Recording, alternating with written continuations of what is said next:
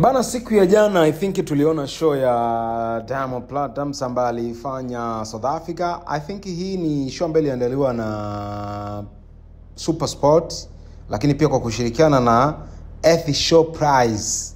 Ilifanyika South Africa, na miongoni mwa wasanii ambao walikuwa ndio kuperform alikuwepo Diamond Platnumz, lakini pia alikuwepo Davido. Kwa hiyo tulikuwa tunaenda kushuhudia show ya Diamond na Davido kwenye jukwaa moja, unajua na ilikuwa inafanyika Afrika Kusini of course. So Davido aliahirisha ile show yake, alitoa sababu za kuahirisha show ambayo alikuwa anaenda kupanda jukwaa moja na Diamond Platnumz huko South Africa, kwa sababu ambazo yeye alizitaja ziko nje uwezo wake, lakini ikabidi Diamond akatumbuize. Kwa hiyo Diamond ameenda kutumbuiza South Africa na amepiga bonge moja la show kupitia wimbo wake wa Komasava, na ni moja ya wimbo ambao unapendwa sana, na moja ambao kitu ambacho kilikuwa interested sana jana ni pale ambapo watu wengi walikuwa wanafanywa interview kwenye red carpet, wanaulizwa nani ambao wanatamani kumuona kwenye tukio hilo, kwa sababu ilikuwa ni kama event, ilikuwa na watu wengi, lakini Diamond alitoa perform.